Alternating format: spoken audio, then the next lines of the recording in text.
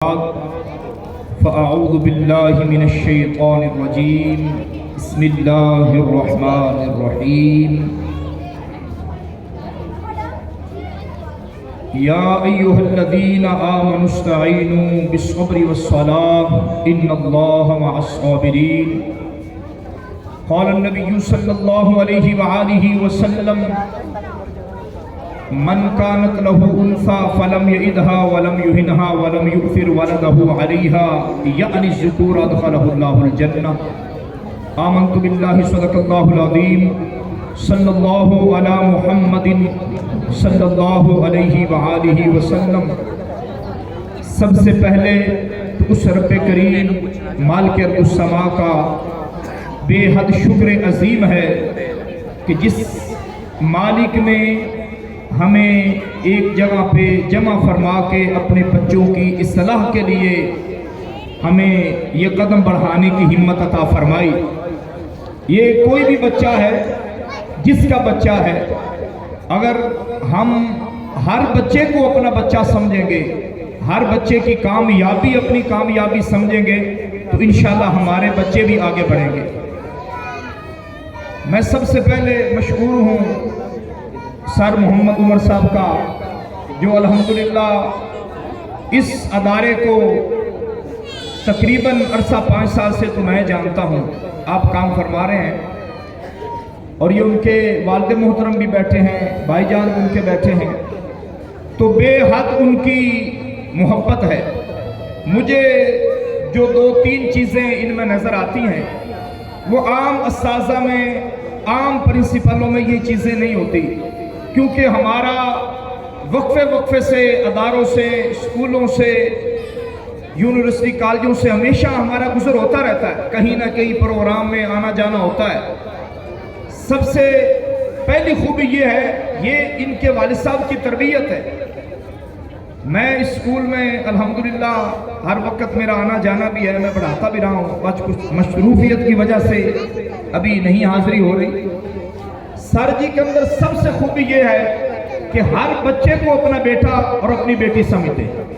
میں نے دیکھا ہے، اگر کوئی بچہ تکلیف میں ہے، بجائے اس کو دبکا لگانا، اس کو ڈانٹنا، پیار سے، محبت سے، شفقت سے اس سے ہم کلام ہونا، پیار کرنا، بات چیت کرنا، اس سے پوچھنا۔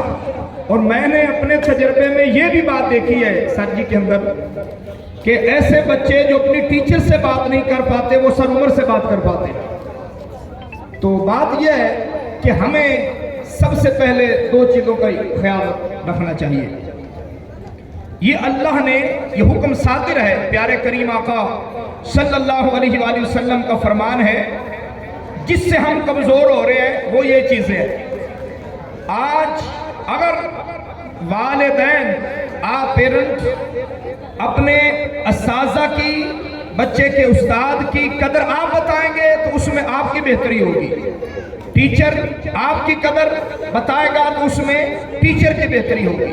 ہمارے ہاں یہ بہت بڑی کمزوری ہے کہ ہم نہ والدین یہ تربیت کر رہے ہوتے ہیں اور نہ اساتذہ یہ تربیت کر رہے ہوتے ہیں۔ مجھے بات یاد ہے، مولانا عبدالعزیز نوری صاحب رحمۃ اللہ علیہ، آپ ایک ادارے میں پڑھانے کے لیے گئے تو آپ نے ایک 10 سالہ جو بچہ حافظ بن رہا تھا، آپ نے اس بچے کے، چھوٹے سے بچے کے ہاتھ کو بوسہ دیا۔ میں آپ کو بتا رہا ہوں کہ ہمارے جو بزرگ تھے انہوں نے کس قدر بچوں کی تربیت کی۔ تو انہوں نے ایک چھوٹے سے بچہ جو کلاس کا نالائق بچہ تھا، استادوں نے اس بچے کو الگ بٹھایا ہوا تھا، وہ بچوں کے ساتھ شرارتیں، باتیں، کچھ بچے بالکل بالاتر ہو جاتے ہیں، والدین بھی جانتے ہوتے ہیں، لیکن لائق کو قریب کرنا یہ بڑی بات نہیں ہوتی، نالائق کو قریب کرنا یہ بڑی بات ہوتی ہے۔ اکثریت لوگ وہ لائق کو لائق کر رہے ہوتے ہیں، بھائی وہ پہلے ہی لائق ہے، اب اس کو بہتر کرو۔ اب ہمارے معاشرے کو فناہی کی طرف لے جانے والے لائق لوگ ہیں، ہماری استری، ہماری مشین، ہمارے جوتے پالش، ہمارے دھوبی، ہماری بھینسوں کا کام کرنے والے، سب لوگ ان پڑھ ہیں، وہ ہماری کتنی خدمت کر رہے ہیں، تو جتنے ہمارے حاکم ہیں یہ ہمیں کتنا لوٹ لیں۔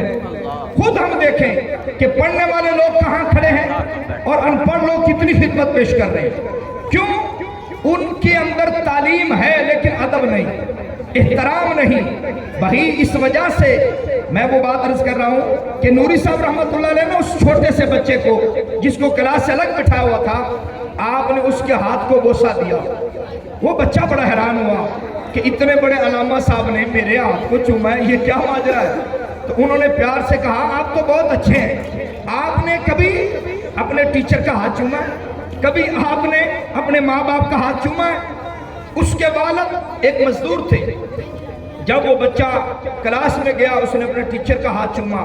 جب وہ ماں باپ کی طرف گیا اس نے ہاتھ چوما. تو والدین کے اندر سے دعا دینا اور ہوتی ہے، دعا لینا اور ہوتی ہے. اپنی طبیعت کو شریعت کے تابع کرنا اور ہوتا ہے، شریعت کو طبیعت کے تابع کرنا اور ہوتا ہے.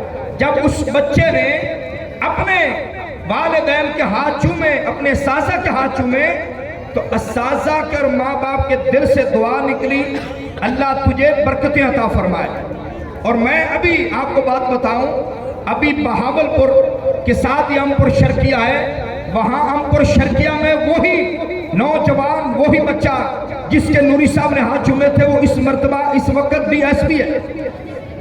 خود ہمیں استادہ نے خود بتایا کہ یہ ماجرا ہوا ہے. بات یاد رکھیں، نہ جانے یہ جتنے بچے بیٹھے ہیں، یہ میرا مالک جانتا ہے کہ ان کے اندر کون کون ہیرا ہے. تو دوسری بات یہ ہے کہ بچوں کو یہ بتائیں، یہ ہمارے اساتذہ نے بچپن میں ہمیں بات بتائی تھی جو میں آپ کو بھی عرض کرتا ہوں. ایک مرتبہ کلاس لگی ہوئی تھی تو ہمارے استاد محترم نے فرمایا